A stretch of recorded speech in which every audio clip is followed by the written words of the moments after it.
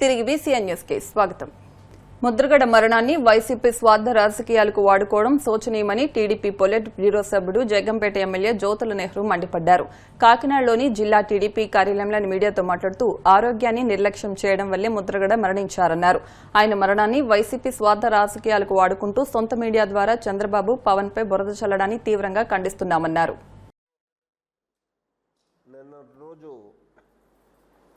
ఒక దుర్దినం.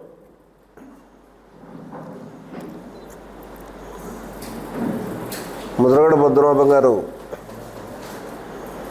అసూలు బాయడం చాలా దురదృష్టకరం. ఆయనకి తెలుగుదేశం పార్టీ తరఫున అలాగే కూటమి తరఫున అందరం కూడా వెళ్ళి సార్ సంతాపం తెలియజేయడం జరిగింది. మళ్ళీ ఈరోజు ఒకసారి తెలుగుదేశం పార్టీ పాలిట్ బ్యూరో సభ్యుడిగా రాష్ట్ర పార్టీ తరఫున ఆయన ప్రగాఢమైనటువంటి సంతాపం తెలియజేయాలని చెప్పి ఈరోజు ఈ ప్రెస్ మీట్ పెట్టడం జరిగింది. ముఖ్యంగా మన అందరికీ కూడా చిరపరిచితుడే. ఆయనకి ప్రగాఢమైనటువంటి సంతాపం తెలియజేస్తూ ఆ కుటుంబ సభ్యులకి సానుభూతిని తెలియజేస్తూ పద్మనాభం గారిని మరణాన్ని ప్రధానంగా వైఎస్ఆర్సీపీ నాయకులు తమ స్వార్థం కోసం రాక్షస విన్యాసాన్ని నిన్నటి నుంచి మొదలెట్టారు. చాలా దురదృష్టం ఇది. ఆయన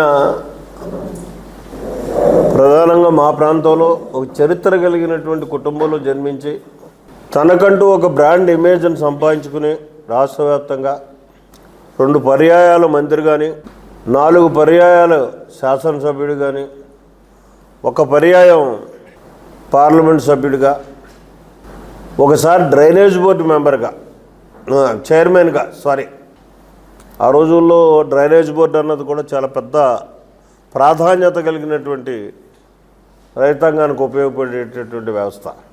ఇన్ని పదవులు చేయడమే కాకుండా ఆ పదవులకే వన్నె తెచ్చినటువంటి వ్యక్తిగా మాత్రం నేను ఎక్కడ మొహమాట పడాల్సినటువంటి అవసరం లేదు వన్నె తెచ్చాడు అని చెప్పడానికి. అయితే నిన్న జరిగినటువంటి సంఘటన మాత్రం నన్ను మనస్తాపానికి గురి చేసింది. రాజకీయ స్వార్థం కోసం ఆయన మరణాన్ని వాడుకోవడం చాలా అన్యాయం. ఇది అక్కడ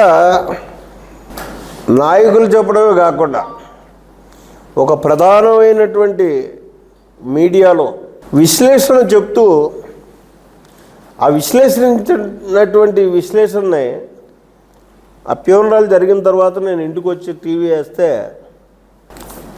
వచ్చినటువంటి దాన్ని చూస్తే మాత్రం నాకు చాలా మనస్తాపం కలిగింది. ఇంత దుర్మార్గంగా మీడియా కూడా వ్యవహరిస్తుందా అంటే నేను అందరు మీడియాని అంటలా, పర్టికులర్గా ఇక్కడ మొహమాటం ఏం లేదు నాకు. సాక్షి మీడియా వాళ్ళు విశ్లేషణలో చెప్తారు తెలుగుదేశం పార్టీ ముద్రగడ పద్మనాభం గారిని అంతా ఇంత కాని పక్షంలో వేధించింది, ఆయన మనస్తాపానికి గురయ్యే అసూల భాషాడు అన్న విధంగా అర్థం వచ్చే విధంగా మాట్లాడినటువంటి పరిస్థితి. ఏమన్నా యాక్సిడెంటల్ డెత్తా లేదా ఎవరైనా బలవంతాన్ని ఏమన్నా ఇది చేసినదా లేదు ఆయన బలవంతంగా చేసుకున్నదా కాదే. మనందరికీ తెలుసు ఆయనకు వచ్చినటువంటి వ్యాధి నివారణ కానిటువంటి వ్యాధి. అది మన దురదృష్టం. క్యాన్సర్ మహమ్మారి వేళ ఈ దేశాన్ని ఏ రకంగా పట్టి పీడిస్తుందో మనందరికీ తెలుసు. దానికి సరైన టైంలో వైద్యం చేయించుకుంటే ప్రాణాలు దక్కుతాయి. కానీ ఆయన తనకంట తన ప్రాణాల కంట ఈ సమాజమే ముఖ్యం అని చెప్పేసి ఆలోచన చేసేటటువంటి విధానం. కోనసీమ తిరుమలగా వర్ధిల్లుతున్న వాడపల్లి శ్రీ వెంకటేశ్వర స్వామి ఆలయంలో శుక్రవారం ప్రత్యేక పూజలు వైభవంగా నిర్వహించారు. మంగళ వాయిద్యాల నడుమ శ్రీ స్వామి అమ్మవార్లకు మేలుకొలుపు సేవను నిర్వహించిన అనంతరం ఐశ్వర్యలక్ష్మి హోమాన్ని జరిపించారు. అర్చకులు శ్రీ స్వామి అమ్మవార్ల వసంత మండపంలో అష్టోత్తర పూజలు నిర్వహించగా ప్రత్యేక అలంకరణలో ఉన్న స్వామిని దర్శించుకుని భక్తులు తరించిపోయారు. गिरिगुण्यविहारिणे नमः हरिजन्म गोतेन्द्र स्वामिने नमः संजाराजनेत्राभ्युषयाय नमः वसुपरिचरिताप्रिये नमः कृष्णाय नमः अद्यकन्या परिष्वक्तवक्षसे नमः वेङ्कटाय नमः सुभगाय नमः योगभूजिताय नमः देवजीवताय नमः सरस्वती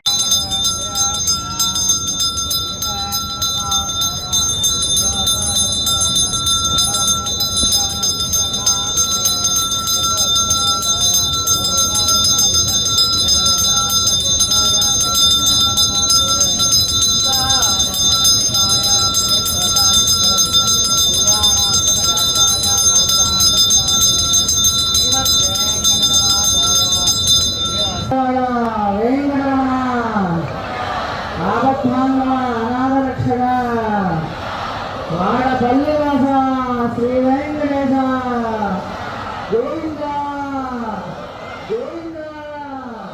ఏలూరు జిల్లా బేమడోల్లో శ్రీ జగన్నాథ రథయాత్ర కన్నుల పండుగ సాగింది. పూరీ జగన్నాథ రథోత్సవాన్ని పురస్కరించుకుని గత 26 ఏళ్లుగా నిర్వహిస్తున్న ఈ వేడుకలో ఒడిశాకు చెందిన భక్తులతో పాటు స్థానికులు భారీ సంఖ్యలో పాల్గొని భక్తి పారవస్యంలో మునిగిపోయారు.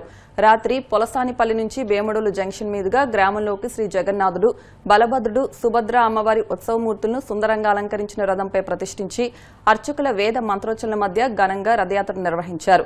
జై జగన్నాథ నినాదాలతో మారుమోగిన వీధుల్లో భక్తులు భక్తి శ్రద్దలతో రథాన్ని లాగుతూ ప్రత్యేక పూజలు నిర్వహించారు. గ్రామ శాంతి, ప్రజల సుఖ సంతోషాలు, దేశ క్షేమం కోసం ప్రతి ఏడాది ఈ రథోత్సవాన్ని నిర్వహిస్తున్నట్లు అర్చకులు తెలిపారు. పూరీ జగన్నాథ స్వామి వారి ఉత్సవం మన భీమడోల గ్రామంలో అత్యంత వైభవంగా ప్రతి సంవత్సరం జరుపుకుంటున్నాం.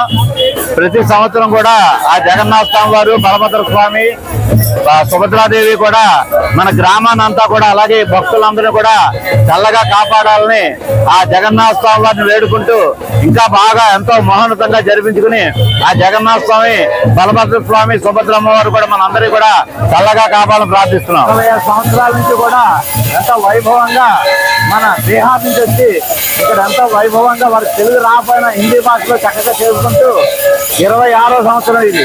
ప్రతి సంవత్సరం కూడా వైభవంగా జరుగుతుంది. మళ్ళీ 15 రోజులు తొలి ఏకాదశి ముందు రోజు, దశమి రోజు మళ్ళీ స్వామి మరి నిజస్థానం రావడం జరుగుతుంది. అందరూ కూడా 26వ సంవత్సరం ఇది. వారికి తెలుగు రాకపోయినా హిందీ భాషలో చక్కగా స్వామిని ఊరేగించి మనందరం కలుపుకుంటూ కూడా ఆ జగన్నాథ స్వామికి మనందరికీ కూడా కలిగే వారిని ఆ జగన్నాథ స్వామి కూడా మన గ్రామం చల్లగా కావాలి. వార్తలు ముగించే ముందు ముఖ్యాంశాలు మరొకసారి.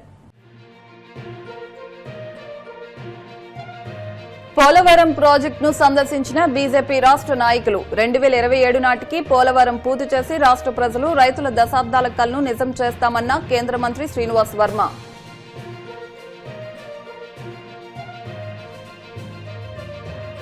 పవన్ కళ్యాణ్ ను పరామర్శించిన గవర్నర్ అబ్దుల్ నజీర్ ఆరోగ్య పరిస్థితిని అడిగి తెలుసుకుని వైద్య నిపుణుల సూచనలు, సలహాలను తప్పనిసరిగా పాటించాలని సూచన.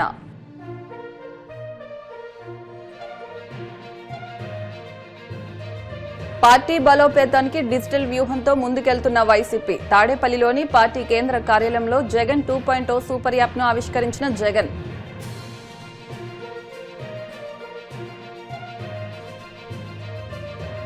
వాడపల్లి వెంకన్న ఆలయంలో ప్రత్యేక పూజలు, మంగళ వాయిద్యాల నడుమ శ్రీ స్వామి అమ్మవార్లకు మేల్కొలుపు సేవ, ఈశ్వరి లక్ష్మీ హోమం.